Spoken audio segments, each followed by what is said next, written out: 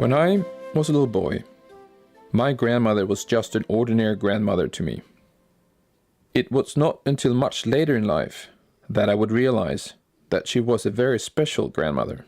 For example, it wasn't every grandmother that placed herself on top of a fully loaded truck with wooden boxes, packed with goods bound from Sweden to New York.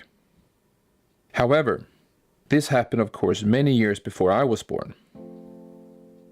It was also not until many years later that I completely understood the entrepreneurial spirit my grandmother had, and how it was extremely special for a lady in that time.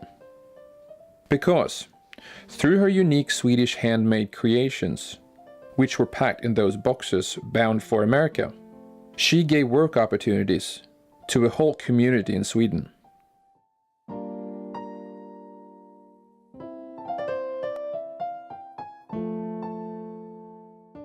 Between 1950 to 1980, grandmother became a true success story in the exclusive textile industry.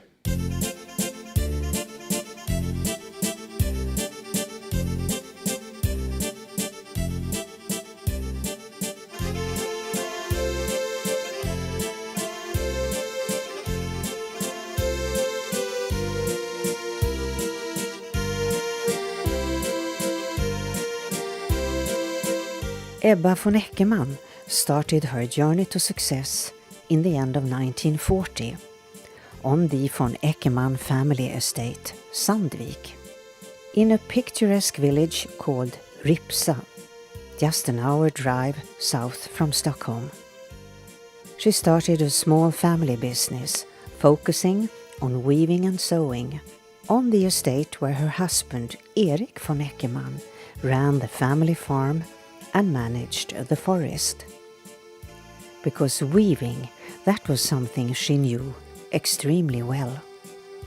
And as a farmer's wife, living far out on the countryside, Ebba von Eckermann wove her throws with great determination and passion to help support her family.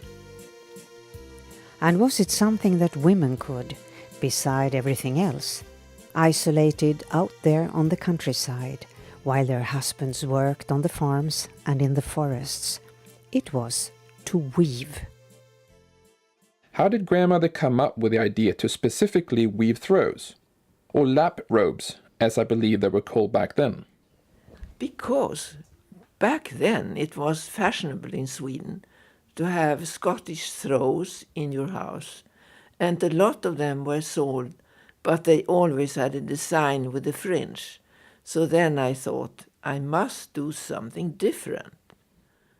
In 1950, when my grandfather Erik was traveling to America to study forestry, my grandmother joined him, cheered on by the now very enthusiastic and excited Ripsa women, hoping grandmother would be successful in America.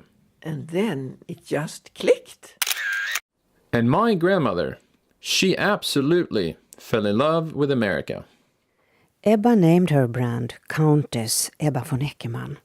She added her noble title based on advice from her father, since she was of noble birth. And it is extraordinary how my grandmother managed to create a whole image around her brand and her creations, way before image even became a conscious marketing term. A Countess, Ebba von Eckermann, that was something very special. The brand evolved and it became a true symbol of timelessness, quality, absolute elegance, and a unique sensation.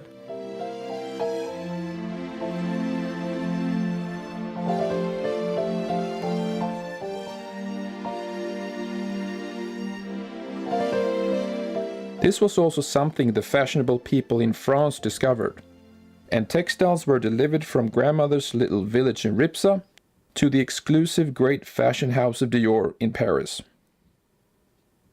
In 1952, my grandmother created Ripsajackan, which became a real hit. Throughout the following years, many trips were made, from the now expanded weaving mill in Ripsa, in the beautiful Swedish countryside, to the large metropolitan cities of America, from New York to San Francisco. The international media continued to be amazed and impressed by the Swedish weaving countess. In the 1960s, Ebba was even introduced on American talk show programs, which was something very new at that time. But in the mid-1960s, sales to the department stores declined. Prices were getting squeezed. But as a result of that, Ebba started a new era. Private sales. Her collection had over time expanded. From only producing throws, she now also produced and sold amazingly beautiful clothing, mostly to America. Today I have, with great respect and admiration for my grandmother, realized that she was a very unique and an exceptional entrepreneur in the textile industry for her time.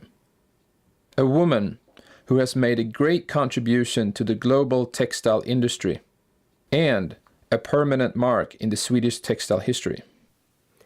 But in the beginning of 1980, after 30 years of production, too much strain was being placed on the finances as the production costs greatly increased. Ebba was faced with a very difficult decision.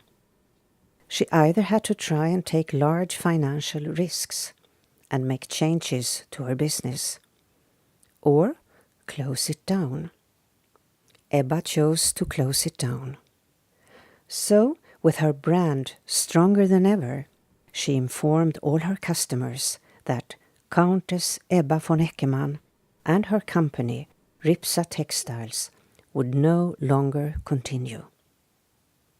But the news was not delivered as a sad affair, but instead as a grand finale to a glorious adventure.